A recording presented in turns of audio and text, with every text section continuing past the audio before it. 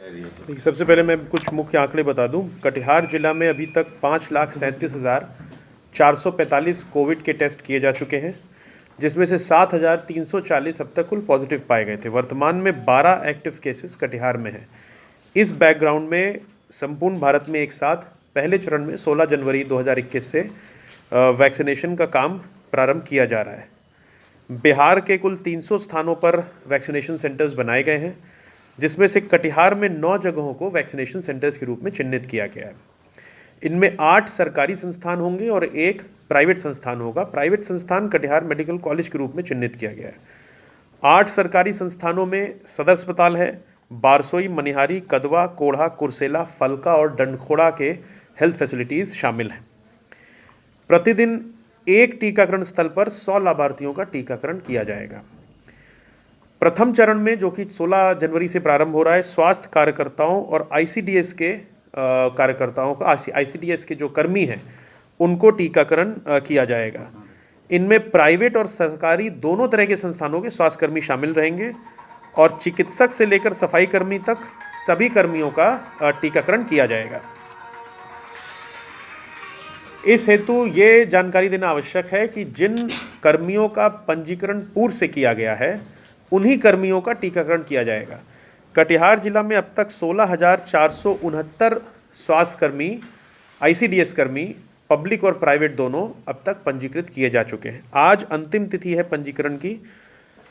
जितने लोग पंजीकृत होंगे उनको मोबाइल पे मैसेज जाएगा और एक टीकाकरण स्थल पर 100 लोगों को बुलाया जाएगा और उनका टीकाकरण किया जाएगा।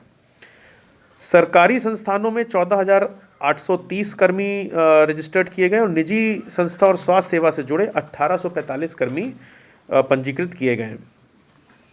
इसके बाद जो अगला चरण होगा, उसमें फ्रंटलाइन वर्कर्स, जिसमें defence, paramilitary, jail, red cross, municipal workers, इन लोगों को शामिल किया जाएगा और उसमें 50 वर्ष से अधिक आयु और कोमॉर्बिडिटी पेशेंट्स को शामिल किया जाएगा। अभी ये सिर्फ हेल्थ वर्कर्स और आईसीडीएस कर्मियों के लिए।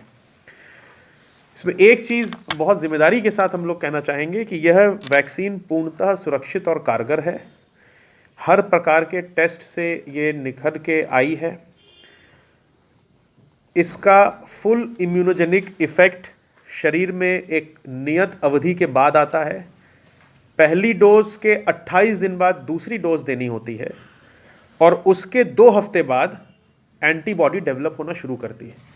यानी ये नहीं समझना है कि आज हमें वैक्सीन लगी और तुरंत हम इम्यून हो गए।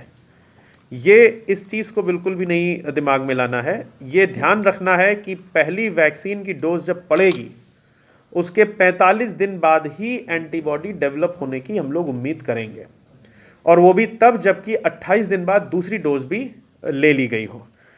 और इस पूरी अवधि में बिना किसी लापरवाही के, बिना किसी शिथिलता के कोविड प्रोटोकॉल का पूर्णतः पालन करना है। ये सब लोगों से हम लोग अपील करना चाहेंगे जो कि वैक्सीन लेने आ रहे हैं और जो उनको ऑब्जर्व कर रहे हैं। आम पब्लिक भी जो उनको देख रही है, इस चीज़ का ध्यान रखेगी कि वैक्सीन लेने के 45 दिन तक किसी भी तरह की शिथिलता नहीं करनी है और कोई बहुत चमत्कार की उम्मीद नहीं करनी। वो 45 दिन बाद एंटीबॉडी डेवलप होना शुरू होती है, वो भी तब जबकि 28 दिन पे दूसरी डोज ले ली हो।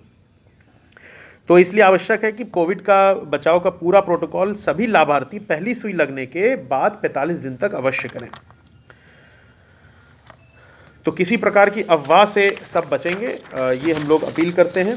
सारी वैक्सीनेशन साइट्स, जितने भी वैक्सीनेशन सेंटर्स हैं, उनको हम लोग 15 तारीख को पूरी तरह सैनिटाइज करा देंगे। मीडिया अगर देखना चाहें तो 14 तारीख को मीडिया जाके वैक्सीनेशन सेंटर्स देख सकते हैं। वैक्सीनेशन सेंटर्स मुख्यतः कुछ भागों में बटा है। सबसे पहले पहचान होगी लाभुक की, फिर रजिस्ट्रेशन उसका होगा, मिलान किया जाएगा, फिर टीकाकरण होगा और टीकाकरण के बाद प्रत्येक वैक्सीनेशन सेंटर में एक वेटिंग एरिया रखा गया है, क्योंकि वैक्सीन लगने के बाद उसको ऑब्जर्वेशन में जो लाभार्थी है उसको रखना अनिवार्य है।